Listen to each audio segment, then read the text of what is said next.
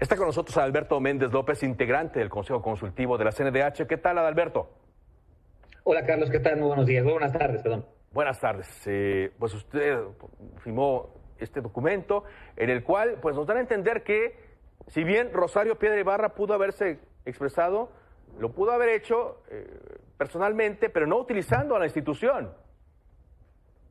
Totalmente. Yo quisiera hacer aquí una primera aclaración, Carlos.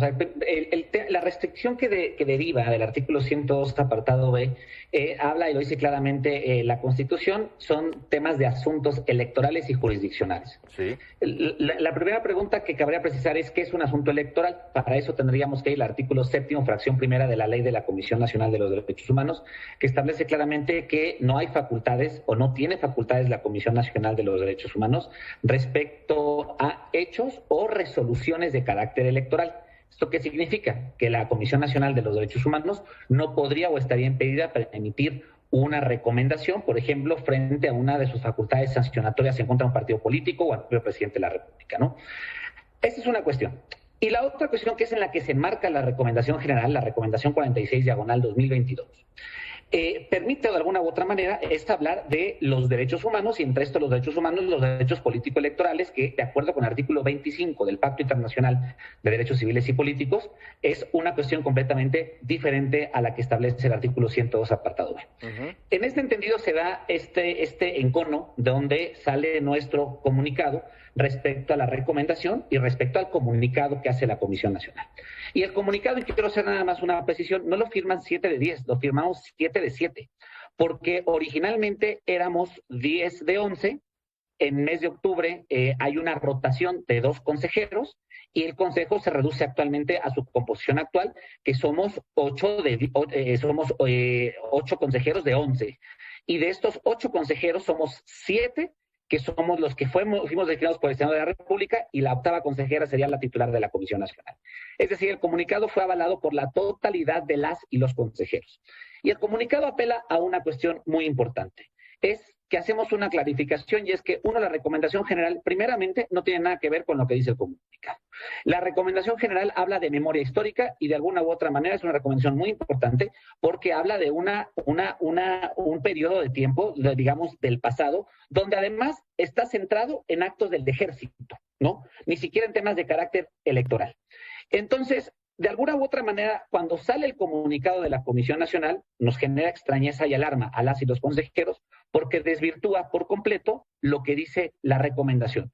Yo invito a cualquiera a que lea la recomendación y se van a dar cuenta que en esa recomendación jamás dice o se habla de la transformación del INE. Se habla de otro tipo de cuestiones, como procurar el ejercicio de los derechos político-electorales o el tema de salvaguardar la autonomía de los órganos constitucionales autónomos, incluida la propia Comisión Nacional, ¿no? En este sentido, Carlos, es cuando sale nuestro comunicado. Un comunicado que de alguna u otra manera le exige a la titular de la Comisión Nacional de los Derechos Humanos que cuando haga estas interpretaciones se apegue a la literalidad de lo que dice la recomendación. Porque la recomendación nunca se discutió, y está a la minuta de abril de 2022, donde lo pueden corroborar, nunca se habló de esto que establece el comunicado de la Comisión Nacional. Este Consejo no avala ni acompaña esa comunicación y, por lo tanto, completamente lo hacemos manifiesto a la opinión pública. No es esa o no busca eso la recomendación general. Están desvirtuando por completo lo que busca la recomendación general 46/2022. Muy bien. En todo caso, como usted dice, ahí si ella se iba a salir de eso, pues todos estamos en un país con libertad de expresión, ¿no? No debe haber utilizado estos lineamientos, y por eso dice: exigimos a la presidenta de la Comisión Nacional de Derechos Humanos apegarse cuando se refiera a las recomendaciones generales aprobadas por el Consejo Consultivo, específicamente, estrictamente al lenguaje aprobado, sin interpretaciones políticas respecto a su contenido, respetando la literalidad de la recomendación, pues de lo contrario, esta herramienta puede desvirtuarse y puede perder eficacia como mecanismo garante de derechos humanos. Y aparte, pues la institución también, Adalberto, la institución que podría ser utilizada con fines políticos. Totalmente, y además, Carlos, yo creo que hay una cuestión que tenemos que advertir. La recomendación general no es ilegal, lo que es ilegal es la interpretación y el comunicado. Y bajo ese tema, eso sí es muy preocupante, porque un comunicado de esta tesitura o en estos términos realmente cuestiona duramente la independencia del órgano garante en materia de derechos humanos, que es la Comisión Nacional, ¿no? Y en ese sentido, por eso es indispensable que no se utilice a las recomendaciones generales como instrumentos de golpeteo político o para una coyuntura de carácter político electoral, ¿no? Las recomendaciones son instrumentos que buscan salvaguardar y tutelar los derechos humanos a la luz del mecanismo u órgano no jurisdiccional de protección a derechos fundamentales en el país. Usar la recomendación general con fines políticos es, digamos, desvirtuar la funcionalidad de estos mecanismos y al mismo tiempo cuestionar la utilidad y el impacto que pueden llegar a tener las recomendaciones. Muy bien, ahora, pues estamos viendo que se mete la titular de la comisión en estos asuntos, a la comisión que nada tienen que ver.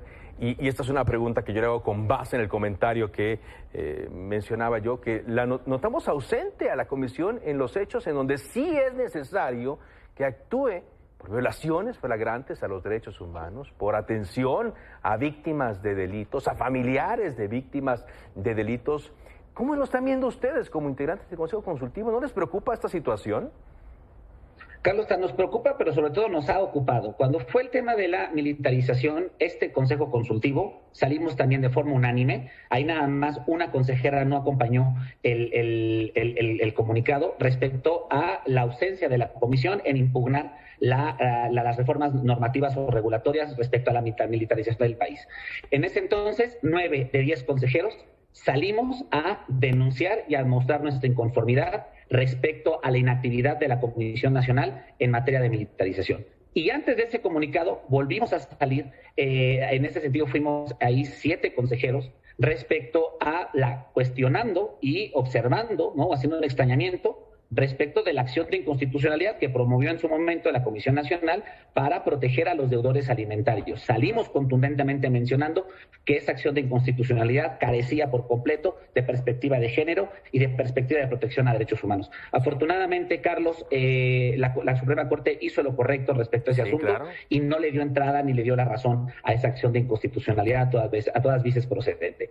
Yo invitaría a la población, y aprovecho el espacio para hacerlo, para que revisen las discusiones que se han dado en el seno del Consejo Consultivo. Este Consejo Consultivo, con las limitadas funciones que tiene derivadas de la ley, ha buscado de alguna u otra manera, ¿no?, tratar de hacer valer ese contrapeso y de alguna u otra manera no quedarse callada cuando hay cosas que no son, digamos, concordantes o armónicas al derecho internacional de los derechos humanos, como es el caso de Met. Pues sí.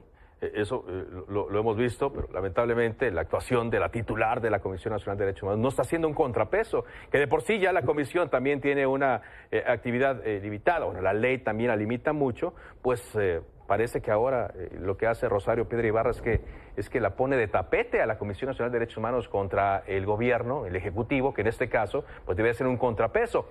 ¿Qué puede pasar y qué piensan hacer ustedes a este respecto, Adalberto? Sin duda alguna, estoy cierto que será parte de nuestra discusión en la próxima sesión del Consejo Consultivo. Es algo que no puede pasarse por alto, ¿no?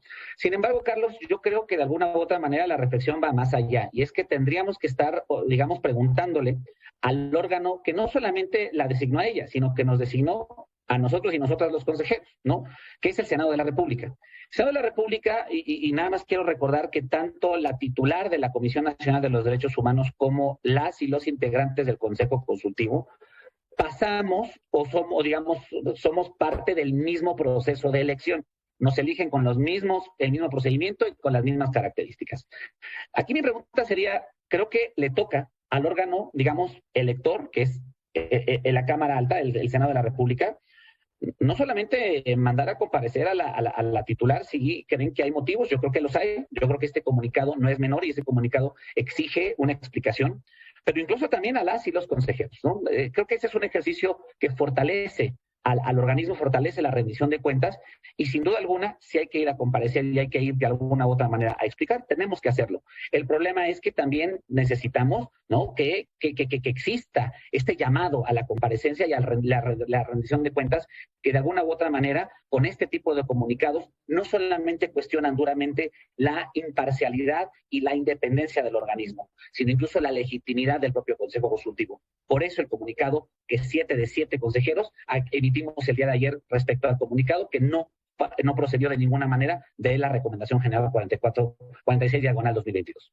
Gracias, muchas gracias, Adalberto, por esa entrevista. Gracias, Carlos, hasta luego. Muy amable. Bueno.